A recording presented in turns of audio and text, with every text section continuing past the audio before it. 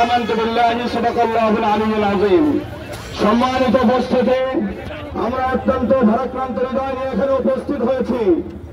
আমরা পদে হিন্দুদেরকে বসিয়ে, ইসকনদেরকে বসিয়ে, মুসলমানদেরকে এবং আলেম সমাজকে চূড়ান্ত পর্যায়ে নির্যাতন করা হয়েছে। সম্মানিত উপস্থিতি, আমরা দেখতে পেয়েছি যখন ভারতের মধ্যে বাবরি মসজিদকে শহীদ করা হয়েছে, আমাদের ভাইদেরকে গোশত খাওয়ার কারণে হত্যা করা হয়েছে, কাশ্মীরের মুসলমানদেরকে হত্যা করা হয়েছে, তখন এক শ্রেণীর মুখ হয়েছে।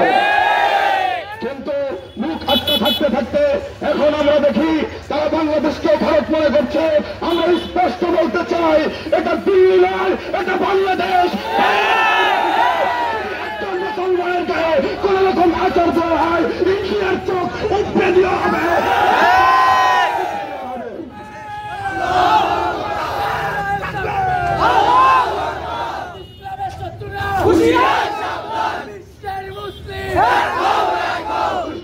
সম্মানিত উপস্থিতি, আপনারা দেখেছেন কিভাবে একজন লম্পট তাকে রক্ষা করার জন্য ইসকনরা চট্টগ্রামে আদালতের মধ্যে আমাদের মসজিদের উপর আক্রমণ করেছে।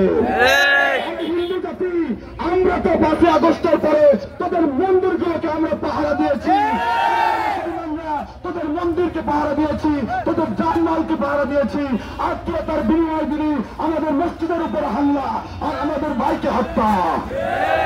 সম্মানিত হাজিরিন, আমরা স্পষ্ট ভাষায় বলতে চাই, যারা আমাদের ভাইকে স্পষ্ট দিবারকে যারা গলা কেটে শহীদ করেছে, জবাই করে শহীদ করেছে, তাদের বিচার যদি অনতিবিলম্বে না করা হয়, বাংলাদেশ সরকারের বিরুদ্ধে আমরা আন্দোলন করে এই ইউনিট সরকারের পতন ঘটিয়ে দেব। আমাদের স্পষ্ট বক্তব্য, ইসকনকে নিষিদ্ধ করতে হবে।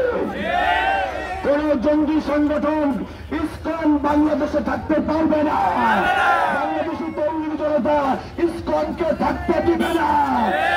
আমাদের কথা না বুঝেন, ইসকনকে নিষিদ্ধ না করেন, তাহলে মুসলমানরা যদি তাদের ইমানি শক্তি প্রবল হয়, ইসকন পালানোর পথ পাবে না।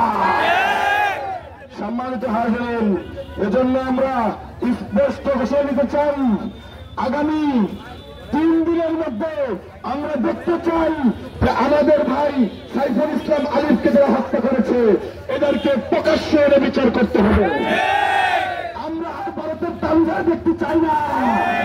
যে সকল রাজনৈতিক দল মুখে কুলু পেতেছেন ক্ষমতায় পাওয়ার জন্য, ইসলামের বিরুদ্ধে যে, মুসলমানের বিরুদ্ধে যে কেউ ক্ষমতার প্রশ্নতে বসতে পারবেন না।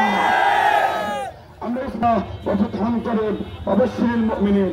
এখন দোয়া হবে, আমরা আমাদের সাইফুল ইসলাম আলিফ ভাইয়ের জন্য দোয়া করব। শহীদ তিনবার পড়ি। এখানে মাগুরায় আমরা যে সকল চৌধুরী জনতা আছি, মাগুরার মধ্যে যারা ইসকনের কার্যক্রম চালাচ্ছেন, আপনারা বলেন না মাগুরায় আপনারা শান্তিতে ঘুমাইতে পারবেন। 24 ঘন্টার মধ্যে ইসকনের অফিস যদি বন্ধ না করা হয়, চৌধুরী জনতা ইসকনের কার্যালয়কে ঘুরিয়ে দিবে। এজন্য আপনারা সকলেই দোয়া করবেন এবং শান্ত থাকবেন। কোন রকম হঠকারী সিদ্ধান্ত নেবেন না, কোন হিন্দুর উপর আক্রমণ করবেন না। আল্লাহ তাআলা আমাদেরকে ধৈর্য ধরার তৌফিক দান করে দেশের প্রচলিত আইনে আমরা বিচার করতে বাধ্য করবেন ইনশাআল্লাহ।